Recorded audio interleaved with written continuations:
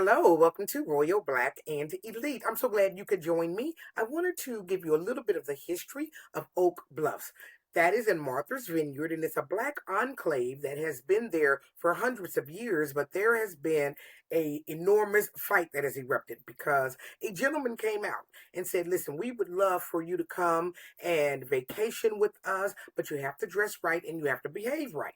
Well, the social media people have gone up, just up in arms because they say, well, how are you going to tell me how I can dress when I go a certain place? And that is why I teach here on Royal Black and Elite. Because if you don't understand the history of a thing, you're willing to disrespect what that thing is. So I hope that you enjoy our history lesson and lecture about Oak Bluffs. Thanks for joining me today. Hello, Rollers. And don't forget, hit that like, share, and subscribe. Here we go. Now, within Martha's Vineyard, they had this rich enclave called Oak Bluffs, where the wealthy black people, they lived and went to vacation. Now, segregation amongst the rich, even, but here you have it. Now, Oak Bluff saw its first business. It was a cottage open, and it was owned by Charles and Henrietta Shearer. Charles was the son of an enslaved woman, and it was the first inn that accepted black guests.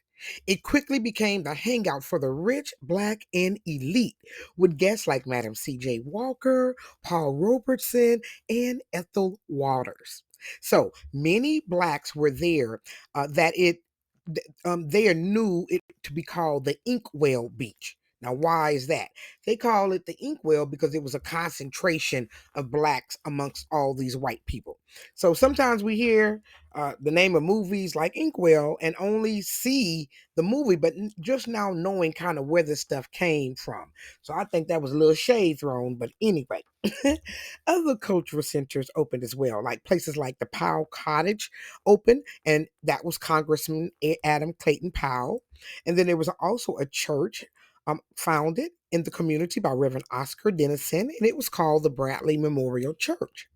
Even Dorothy West, she was a prominent Harlem Renaissance writer. She even resided in Oak Bluffs, and the wealthy blacks resided there. And as you can see, they would come in families. Now, if you go to a beach now, it would look very different. But this is how they used to dress on the beach when they go to Oak Bluffs. And this is what you would consider black wealth. And as you can tell, most of them were mixed race people. Now go down below and listen to my one drop rule. And I have a lot of great videos on this, but these were the people who were wealthy back in those days. Now, today, Oak Bluffs has its annual Martha's Vineyard African American Festival, founded by Stephanie Tavares Rance and Floyd Rance, and it's called Black August on the island. We feel like these stories need to be told. We need to be seen beyond, like I said earlier, as subservient to others. But we look good like this. Our families, our husbands and wives together. Um, I think it's a positive thing for our Black community to be seen like this. Well, I hope that you enjoyed today's lecture. As you know, it's always for educational and entertainment purposes only, and the Fair Act use is in effect. Now, keep on clicking. I've got a lot of great videos on history, and I thank you for spending some of your day with me today and watching another great episode of Royal Black and Elite. I'll see you next time.